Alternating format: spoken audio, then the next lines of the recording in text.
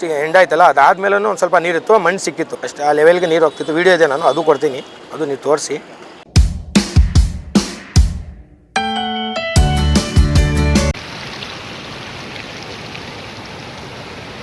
ಆಮೇಲೆ ಸುಳ್ಳು ವಿಡಿಯೋ ಎಲ್ಲ ಹರಿತಾ ಇದೆಯಲ್ಲ, ಅದೆಲ್ಲ ಅದಕ್ಕೂ ನಮಗೂ ಏನೂ ಸಂಬಂಧ ಇಲ್ಲ.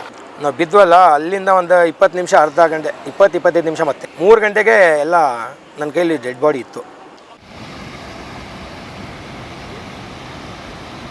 ಆ ಟೈಮಲ್ಲಿ ಏನೂ ಮಾಡೋಕ್ಕಾಗಲಿಲ್ಲ. ಅದಕ್ಕೆ ಮತ್ತೆ ಏನು ಮಾಡಿದೆ, ಬಾಡಿ ಎಲ್ಲ ಸೈಡ್ಗೆ ಹಾಕ್ಬಿಟ್ಟು ಮತ್ತೆ ಮೇಲಿಗೆ ಹೊಡೆದೆ. ಎಲ್ಲ ಏನೂ ಇದಾಗಲಿಲ್ಲ. ನಾನೆಲ್ಲ ಕೈ ಕಾಲೆಲ್ಲ ಉಜ್ಜಿ ಇದಕ್ಕೆಲ್ಲ ಎಲ್ಲ ಹೊಡೆದೆ, ಎಲ್ಲ ನೋಡಿದೆ, ಅದೇನು ಇದಿರಲಿಲ್ಲ. ಆಮೇಲೆ ಅಷ್ಟು ಮಾಡ್ತಾನೆ ಇದ್ದೆ. ಇನ್ನು ನೋಡಿದ್ರೆ ಅದ್ರ ಪಕ್ಕನೇ ಇನ್ನೊಂದು ಬಾಡಿ ಹೋಗ್ತಿತ್ತು, ಸೇಮ್ ಬಟ್ಟೆ ಥರ ಕಾಣ್ತು. ನಾನು ಇದು ಬಿಟ್ಟು ಮತ್ತೆ ಅವ್ರಿಗೂ ಹೇಳ್ಕೊಂಡೆ.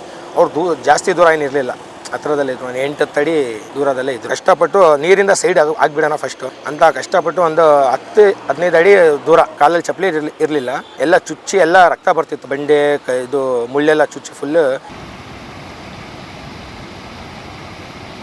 ಆಮೇಲೆ ಸೆಕೆಂಡ್ ಅಟೆಂಪ್ಟ್ ಬಂದಲ್ಲ, ಒಂದು 8-10 ಹೆಜ್ಜೆ ಬಂದರೆ ಮತ್ತೆ ಸಿಗ್ತಾರೆ ಇವರು, ನಮ್ಮವ್ರು ಕೂತಿದ್ರಲ್ಲ. 4-5 ಹೆಜ್ಜೆ ಬಂದು ನಾನು ಸ್ಲಿಪ್ ಆಗಿದೆ, ಬಿದ್ದೆ ಕಲ್ಲಿನ ಮೇಲೆ.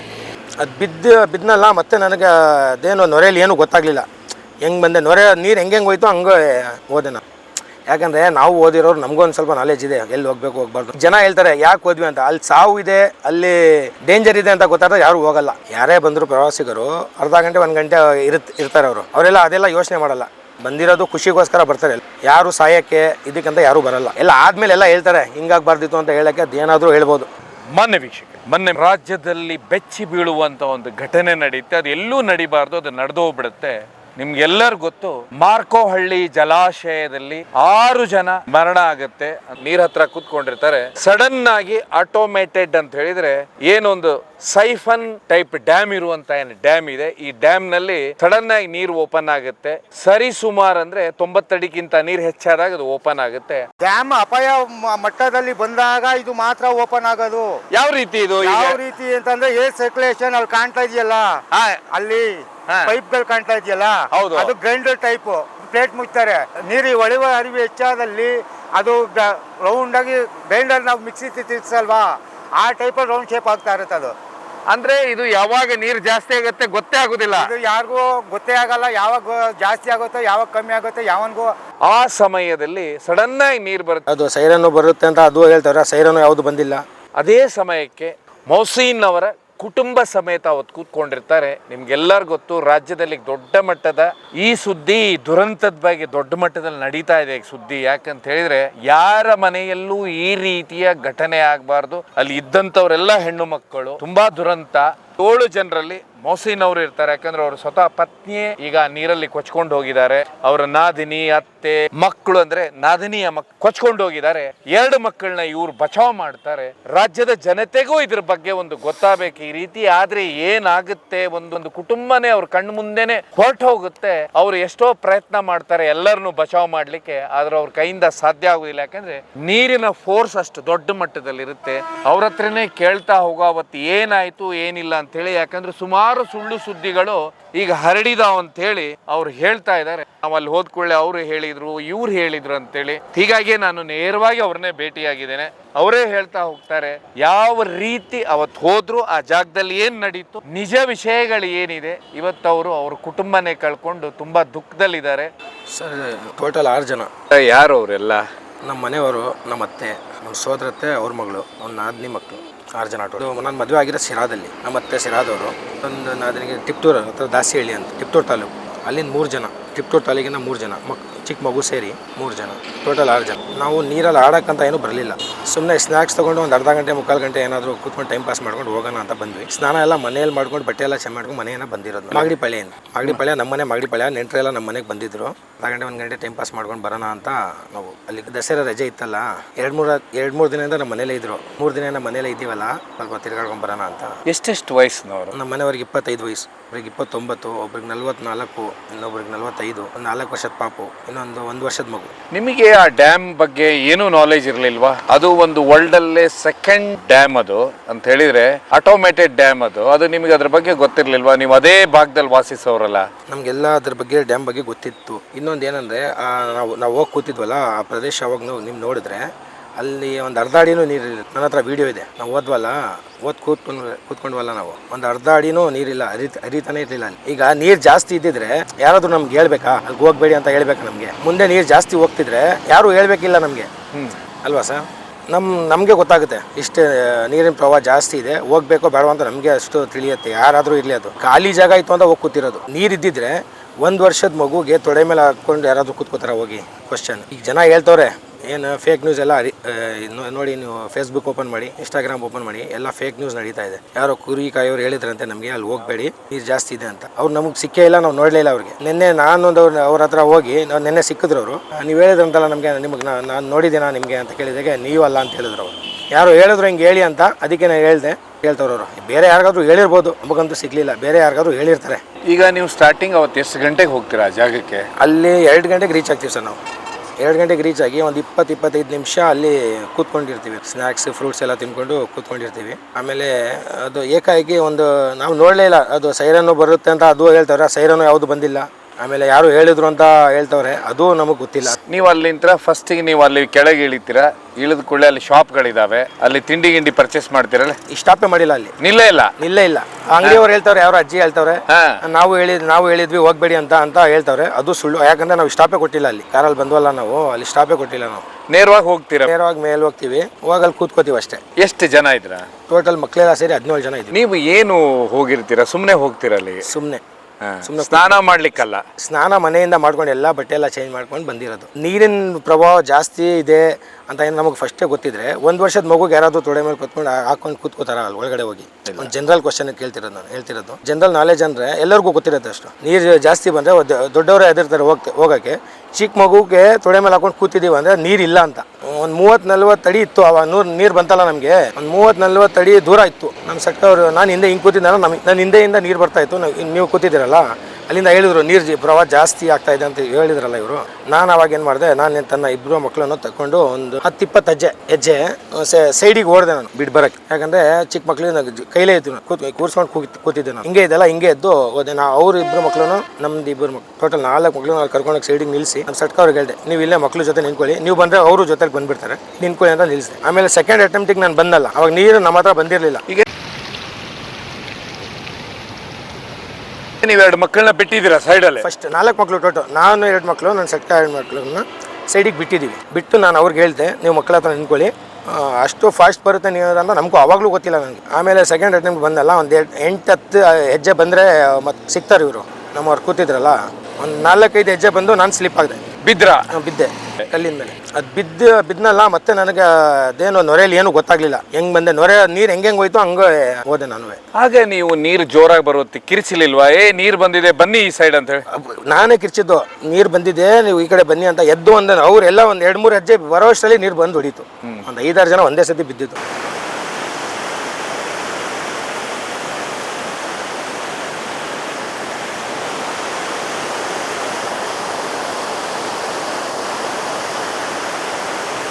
ನಾನು ಆಚೆನೇ ಇದ್ದಿದ್ದು, ಮಕ್ಳಿಗೆ ಬಿಟ್ಟು ಇವ್ರೊಬ್ಬರೇ ಇದೆ, ಇವ್ರು ಇದರಲ್ಲ ಲೇಡೀಸೇ ಇದ್ದಿದ್ದೆಲ್ಲ. ಅದಕ್ಕೆ ನಾನು ಒಳಗಡೆ ಹೊಡಿದ್ದು ಅಷ್ಟು. ಅಲ್ಲಿವರೆಗೆ ರೀಚ್ ಆಗಂಗಿಂತ ಮುಂಚೆನೇ ನೀರು ಹೊಡಿತು ಹಿಂದೆಯಿಂದ. ಮತ್ತೆ ಬಿದ್ವಲ್ಲ, ಮತ್ತೆ ಅದೇನು ಗೊತ್ತಾಗ್ಲಿಲ್ಲ, ಯಾರ್ಯಾರು ಹೆಂಗೆ ಹೋದ್ರು ಅಂದ್ರೆ ಗೊತ್ತೇ ಆಗಲಿಲ್ಲ. ಯಾವ ರೀತಿ ನೀರು ಬರ್ತಾ ಇತ್ತು ನೀವು ನೋಡಿದ್ರೆ? ಎಲ್ಲ ನೊರೆ ಥರ ಫುಲ್ ಏಕ್ದಮ್ ಸಡನ್ ಆಗಿ ಬಂದಿದ್ದು. ಯಾಕಂದರೆ ಟೈಮೇ ಕೊಡಲಿಲ್ಲ. 2 ನಿಮಿಷ ಕಾಲ ಅಂದ್ರೂ ಒಂದು 120 ಸೆಕೆಂಡ್ ಆಗುತ್ತೆ, ಅಷ್ಟು ಟೈಮ್ ಇರಲಿಲ್ಲ ನಮಗೆ. 120 ನಿಮಿಷ ಅಂದರೆ 100 ಸೆಕೆಂಡ್ಸ್ ಮ್ಯಾಕ್ಸಿಮಮ್. ಅಂದರೆ ಅಷ್ಟರಲ್ಲಿ ಬಂದು ಒಂದು ಬಿಟ್ಟು ಮತ್ತೆ ಹೋಗಿ ಸೆಕೆಂಡ್ ಅಟೆಂಪ್ಟ್ಗೆ ಮಾಡೋಕ್ಕಾಗಲಿಲ್ಲ. ಆಮೇಲೆ ನೋಡಿದ್ರೆ ಒಂದು 400 to 500 ಮೀಟರ್ ತನಕ ನಾನು ನೀರಲ್ಲೇ ಹೋಗಿದ್ದೆ. ಯಾವಾಗ ಗೊತ್ತಾಯಿತು ಅಂದರೆ, ನಾನು ಇದು ಆಚೆ ಬಂದಲ್ಲ, ನಾನು ನೀರಿಂದ ಆಚೆ ಬಂದಲ್ಲ, ಹತ್ತದ್ನಲ್ಲ, ಅದು ಮುಳ್ಳಿನ ಗಿಡನೋ ಏನೋ ಇತ್ತು, ಅದು ನೆನಪಿಲ್ಲ ನನಗೆ ಸರಿಯಾಗಿ. ಯಾವುದೋ ಒಂದು ಗಿಡ ಸಿಕ್ತು, ಮುಳ್ಳಿನ ಗಿಡನೇ, ಅದು ಹಿಡ್ಕೊಂಡು ಹತ್ತದ್ನಲ್ಲ. ಆವಾಗ ಡಿಸ್ಟೆನ್ಸ್ ನೋಡಿದೆ ನಾನು, ಎಲ್ಲಿ ಬಿದ್ದೆ ಎಲ್ಲಿ ಎತ್ತಿದ್ದೀನಿ ಅಂದರೆ ಒಂದು ಅರ್ಧ ಕಿಲೋಮೀಟ್ರ್, ಇಲ್ಲಾಂದರೆ ಅದಕ್ಕೆ ನಾವು ಸ್ವಲ್ಪ ಕಮ್ಮಿ ಇರ್ಬೋದು, ಹೆಚ್ಚು ಕಡಿಮೆ 400 ಮೀಟ್ರ್ ನನ್ನ ಲೆಕ್ಕ ಅಷ್ಟು. ಹಾಗೆ ಯಾರು ಕಾಣಿಸಲೇ ಇಲ್ವಾ ನಿಮಗೆ? ಯಾರು ಕಾಣಿಸ್ಲಿಲ್ಲ. ನೊರೆ ಜಾಸ್ತಿ ಇತ್ತು. ನೀರು ಹೆಂಗೆ ಹೋಗ್ತಾ ಇದೆ, ನೀರು ಕಾಣ್ತಾನೆ ಇಲ್ಲ, ಬರೀ ಕಲ್ಲು ನೊರೆ. ನೀರಿನ ಪ್ರಭಾವ ಫುಲ್ ಜಾಸ್ತಿ ಇತ್ತು, ಅದೇನು ಗೊತ್ತಾಗಲಿಲ್ಲ.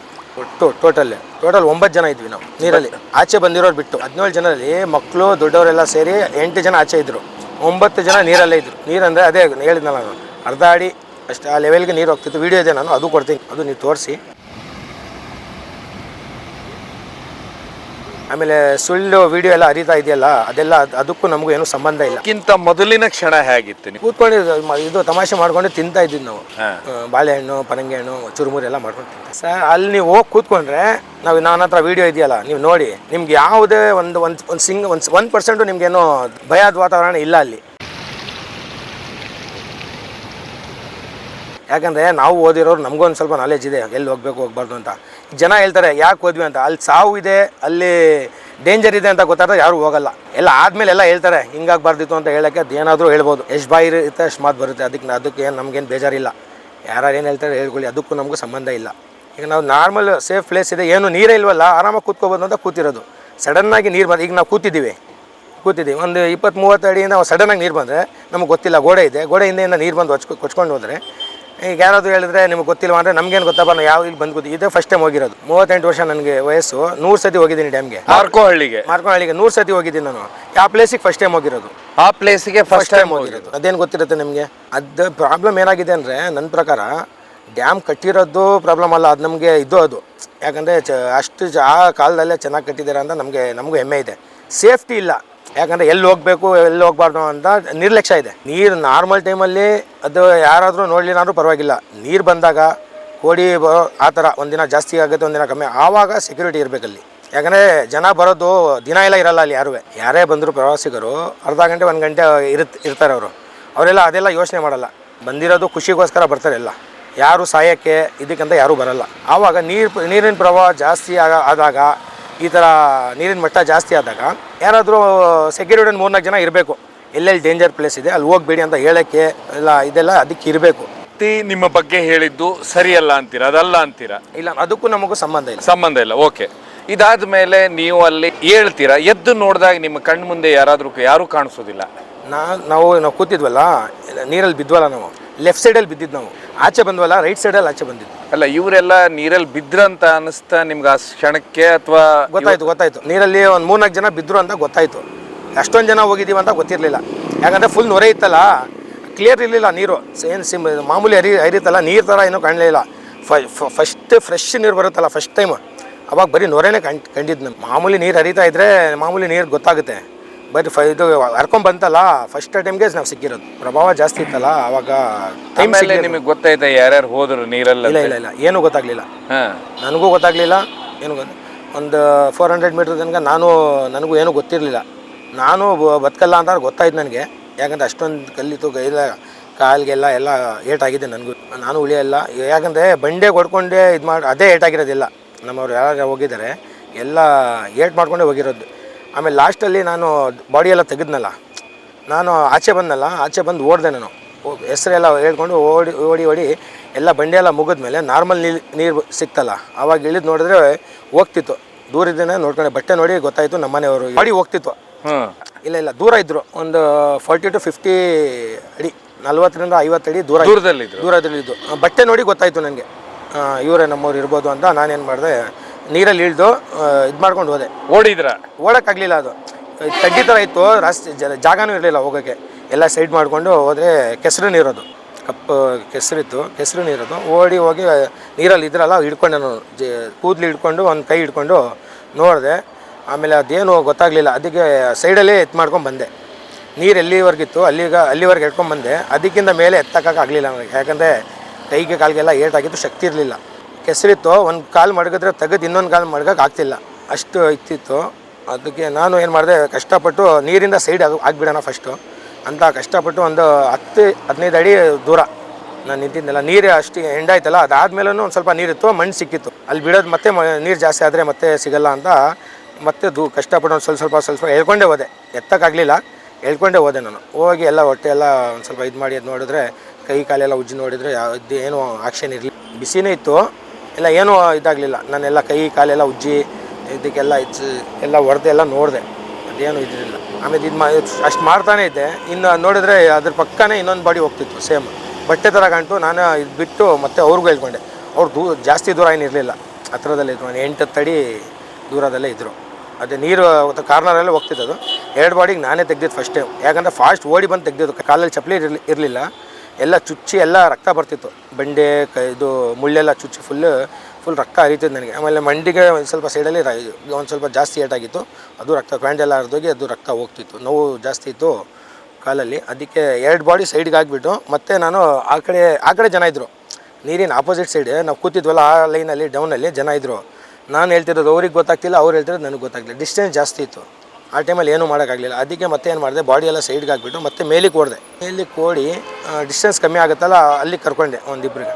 ಅಲ್ಲಿಂದ ಫೋನ್ ನಂಬರ್ ಹೇಳಿದೆ, ಒಂದು ನಂಬರ್ ಹೇಳ್ತೀನಿ ಅವ್ರಿಗೆ ಫೋನ್ ಮಾಡಿ. ನನ್ನ ಫ್ರೆಂಡ್ ನಂಬರ್ ಅಸ್ಗರ್, ಅವ್ರ ನಂಬರ್ ನನಗೆ ಗೊತ್ತಿತ್ತು. ಒಂದೊಂದು ನಂಬರ್ 10 ಸರಿ ಹೇಳಿದ್ರು ಅವ್ರಿಗೆ ಗೊತ್ತಾಗ್ತಿಲ್ಲ ನೀರಿನ ಸೌಂಡ್ಗೆ. ಅದು ಹೆಂಗೆ ಮಾಡಿ ನಂಬರ್ ಹೇಳಿದೆ. ಅವರು ಫೋನ್ ಮಾಡಿ ಅವ್ರಿಗೆ ಹೇಳೋಷ್ಟರಲ್ಲಿ 2:30ಗೆ ನಾವು ಬಿದ್ದಿದ್ದು. ಮಧ್ಯಾಹ್ನ 2:30ಗೆ 2 ಗಂಟೆಗೆ ನಾವು ಅಲ್ಲಿಗೆ ಬಂದಿದ್ದು. 2:25 ತನಕ ನಾವು ಆಟ ಆಡ್ತಾಯಿದ್ವಿ ಅಲ್ಲೇ ಕೂತ್ಕೊಂಡು ಮಾತಾಡಿಕೊಂಡು ತಮಾಷೆ ಮಾಡಿಕೊಂಡು. ಒಂದು 25 ನಿಮಿಷ, ಅರ್ಧ ಗಂಟೆನೇ ಅನ್ಬೋದು. ನಾವು ಬಿದ್ವಲ್ಲ ಅಲ್ಲಿಂದ ಒಂದು 20 ನಿಮಿಷ, ಅರ್ಧ ಗಂಟೆ, 20-25 ನಿಮಿಷ. ಮತ್ತೆ 3 ಗಂಟೆಗೆ ಎಲ್ಲ ನನ್ನ ಕೈಲಿ ಡೆಡ್ ಬಾಡಿ ಇತ್ತು. ಎತ್ತಾಗಿದೆ ಅಂತ ನನಗೆ ಗೊತ್ತಿರಲಿಲ್ಲ. ನನಗೆ ಇದ್ದಿತ್ತು ಬದುಕ್ತಾರೆ ಇವರು, ಉಳಿತಾರೆ ಅಂತ ಹೊಟ್ಟೆ ಎಲ್ಲ ಇದು ಮಾಡಿ ನೀರೆಲ್ಲ ತೆಗೆದೆ. ಸ್ವಲ್ಪ ನೀರು ಬಂತು ಎಲ್ಲರಿಗೂ, ಇಬ್ರಿಗೂ ಬಾಡಿ ಎಲ್ಲ ತೆಗ್ದಿದ್ದು ನಾನೇ. ಅದು ಯಾರ ದೇಹ? ಒಂದು ನಿಮ್ಮ ಮನೆಯವ್ರದ್ದು, ಇನ್ನೊಬ್ಬರು ನಮ್ಮ ನಾದಿನಿಯವ್ರದ್ದು, ತಿಪ್ಟೂರ್ನವ್ರದ್ದು. 2 ಬಾಡಿ ಒಂದು 20 ನಿಮಿಷಕ್ಕೆ ನಾನು ತೆಗೆದೆ. ಯಾಕಂದರೆ ನಾನು ಏನಕ್ಕೆ ಓಡಿದೆ ಅಂದರೆ, ಯಾರ್ಯಾರು ಸಿಗ್ತಾರೆ ಹೇಳ್ಕೊಳ್ಳೋಣ. ಯಾಕಂದರೆ ರೈಟ್ ಸೈಡಿಗೆ ಬಂದಿರೋದು ನಾನು ಒಬ್ಬನೇ, ಎಲ್ಲ ಲೆಫ್ಟ್ ಸೈಡಿಗೆ ಬಂದಿರೋದು. ರೈಟಿಗೆ ಬಂದು ಉಳಿದಿರೋದು ನಾನು ಒಬ್ಬನೇ. ಯಾರ್ಯಾರು ಸಿಗ್ತಾರೆ ಸೈಡಿಗೆ ಹೇಳ್ಕೊಂಡು ಹಾಕ್ಕೊಳ್ಳೋಣ ಅಂತ ನಾನು ಮುಂದೆ ಓಡಿ, ನೀರಿಗಿಂತ ಒಂದು ಸ್ವಲ್ಪ ಜಾಸ್ತಿನೇ ಮುಂದೆ ಹೋಗಿ 2 ಬಾಡಿ ಇದು ಮಾಡಿ. ಆಮೇಲೆ ನೋಡಿದೆ, ಒಂದು ಅರ್ಧ ಗಂಟೆ ನಿಂತ್ಕೊಂಡು ಕೂಗ್ತಿದ್ದೆ ನಾನು, ಯಾರಾದರೂ ಬಂದೆ ಅಂತ. ಯಾರು ಮತ್ತೆ ಸಿಗಲಿಲ್ಲ. ಮತ್ತು 4 ದೇಹ ಎಲ್ಲಿ ಸಿಗ್ತದೆ? ಫಸ್ಟ್ ದಿನ ನಾನು ಇದು ಇನ್ಸಿಡೆಂಟ್ ಆಯ್ತಲ್ಲ ಅವತ್ತು 2 ನಾನು ತೆಗೆದ್ನಲ್ಲ ಅಷ್ಟೇ ಸಿಕ್ಕಿತ್ತು. ಬೇರೆ ಸಂಜೆ ತನಕ ಯಾರೂ ಸಿಗಲಿಲ್ಲ. ನೆಕ್ಸ್ಟ್ ಡೇ ಮಾರ್ನಿಂಗು 4 ವರ್ಷದ ಮಗು ಇತ್ತಲ್ಲ, ನಮ್ಮ ನಾದಿನಿ ಮಗು, ಅದು ಸಿಕ್ತು. ಆಮೇಲೆ ಮಧ್ಯಾಹ್ನ ಇನ್ನೊಬ್ಬರು ಸಿಕ್ಕಿದ್ರು ಅದೇ ದಿನ. ಇಲ್ಲ ದೊಡ್ಡವರು, 44 ವರ್ಷದ್ದು ಇನ್ನೊಬ್ಬರು, ಅದೇ ನಮ್ಮ ನಾದಿನಿ ಇದ್ದಾರಲ್ಲ ಅವ್ರ ತಾಯಿ. ಈಗ ಬ್ಯಾಲೆನ್ಸ್ ಇದ್ದಿದ್ದು ನಮ್ಮ ನಾದಿನಿ ಮಗು 1 ವರ್ಷದ ಮಗು. ಆಮೇಲೆ ನಮ್ಮತ್ತೆ. ನಿನ್ನೆ ಎಲ್ಲ ನೀರು ಕಮ್ಮಿ ಆಯಿತು. ಡ್ರೋನ್ ಆಮೇಲೆ ಪೊಲೀಸವರೆಲ್ಲ ಸಹಕಾರ ಕೊಟ್ಟರು, ಫೈರ್ನವರೆಲ್ಲ ಸಹಕಾರ ಕೊಟ್ಟರು. ಅವರು ಇದರಿಂದನೇ ನಿನ್ನೆ ಮಧ್ಯಾಹ್ನ 12 ಗಂಟೆಗೆ ನಮ್ಮ ಅತ್ತೆಯವ್ರದ್ದು ಬಾಡಿ ಸಿಕ್ತು. ದೂರ ಹೋಗಿರಲಿಲ್ಲ, ಅದು ಇದ್ದಿತ್ತಲ್ಲ ಏನು ಹುಲ್ಲು ಇರುತ್ತಲ್ಲ ಅಲ್ಲೇ ಕೊಚ್ಕೊಂಡಿತ್ತು. ನೀರು ಕಮ್ಮಿ ಆದಾಗ ಮೇಲೆ ಬಂತು. ಡಿಸ್ಟೆನ್ಸ್ ಏನು ದೂರ ಹೋಗಿರಲಿಲ್ಲ.